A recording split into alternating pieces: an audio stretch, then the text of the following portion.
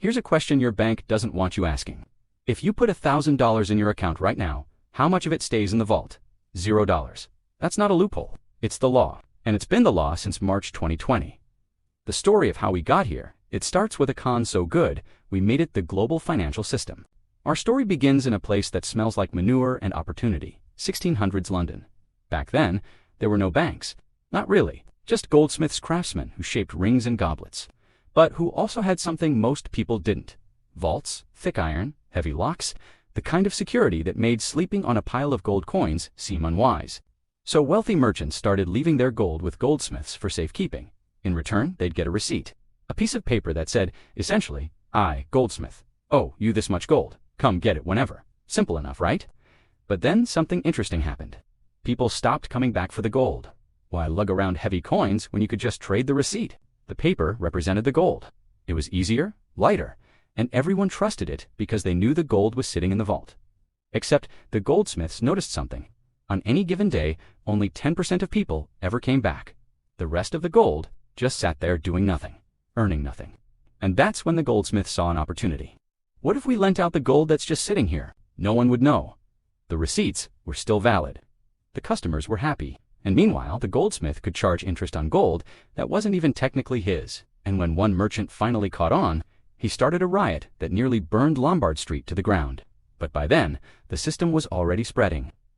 Like Finny says, confidence isn't just half the con, it's the whole vault. Here's how it worked. A merchant deposits 100 gold coins. The goldsmith gives him a receipt.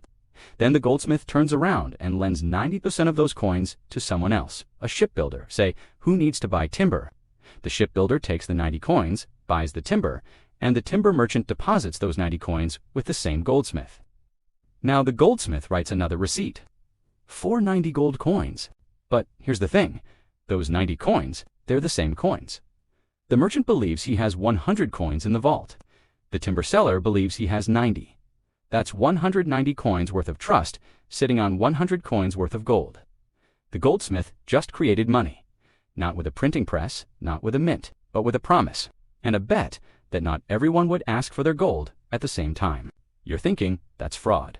It's called fractional reserve banking, and it's legal. Fast forward to today.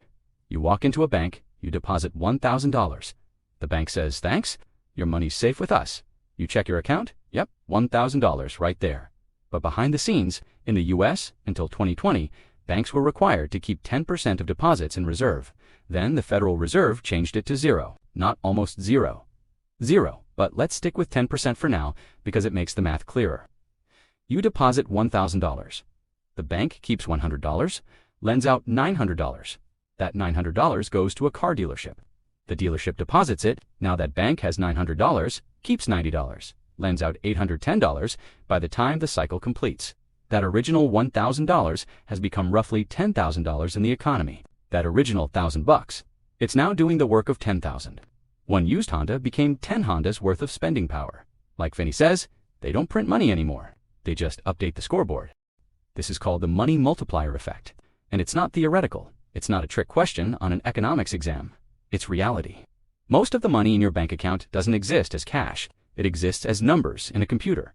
Promises, ledger entries. Only 3% of all money exists as bills and coins.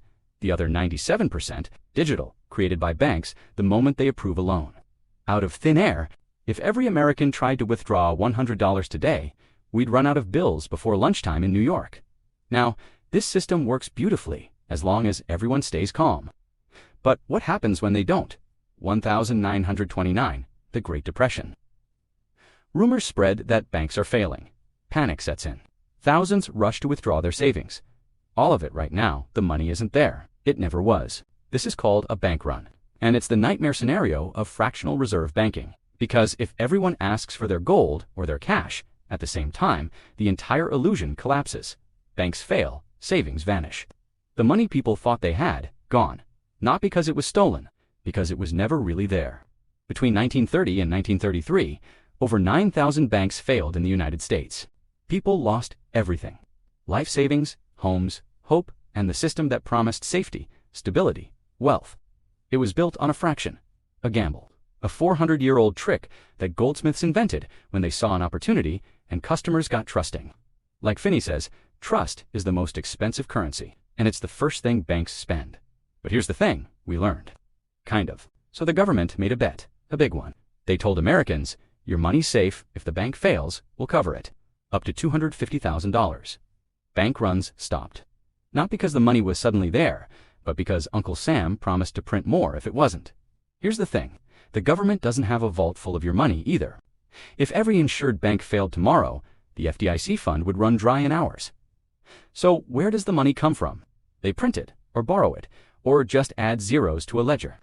It's an IOU backing an IOU. But it worked, because the promise stopped the panic. It's not a scam, it's the most successful confidence builder in finance. The promise prevents the panic, even if the vault's still empty. The system stabilized, people trusted banks again. And fractional reserve banking kept humming along, creating money, fueling growth, expanding the economy. This isn't a bug, it's a feature. Without it, economies would stall, credit would vanish, growth would freeze. But it only works if we all agree to keep playing. The moment we stop believing, the whole thing wobbles. And now, in 2025, the game's getting even weirder. We've got central banks creating trillions of dollars with a keystroke. We've got apps that let you buy now, pay later, turning your future paycheck into today's spending power. Even cryptocurrency fans think they're escaping the system, but they're just reinventing the same trust game with different rules. The form has changed, but the principle still the same. Create money, lend it, collect interest. Hope everyone doesn't ask for it back at once. And when the system cracks, we saw it in 2008. We saw it in 2020. We saw it again in 2023, when Silicon Valley Bank collapsed in 48 hours because everyone hit withdraw at the same time. It's not a bug, it's the feature. Like Finny says, modern finance is just ancient alchemy with better Wi-Fi. So what does this mean for you? First, understand the game. Your money in the bank is a claim, not a vault. It's a promise backed by law and insurance, but it's not sitting there waiting for you. Second, liquidity matters. In a crisis, the people who survive are the ones who have access to cash, not just numbers on a screen. Third, the system runs on trust. When trust breaks, everything breaks. That's why bank runs are terrifying. Why inflation erodes savings. Why money printer go brr isn't just a meme, it's monetary policy. And finally, don't be mad at the trick, just don't be surprised by it. Fractional reserve banking isn't a conspiracy, it's a tool. Sometimes it builds, sometimes it collapses, but it's been the foundation of our financial system for 4 centuries, and it's not going anywhere. So keep some cash on hand, diversify where your money lives. Understand that growth and risk are 2 sides of the same coin. And remember, every dollar you deposit is also a dollar someone else is borrowing. Every loan creates money. Every promise depends on belief. Like Finny says, money's the world's longest running magic trick. You don't have to love it. But if you don't know how the rabbit gets in the hat, you might end up being the rabbit. If you made it this far, you're exactly the kind of person who needs to hear what happened when 3 guys tried to sell the Eiffel Tower for scrap. Meddled twice and succeeded. That story's next. But only if you subscribe, because YouTube's algorithm is almost as mysterious as fractional reserve banking. Finny's got a new money story every week. Financial history, real crimes, true cons. Hit subscribe. You'll thank me later.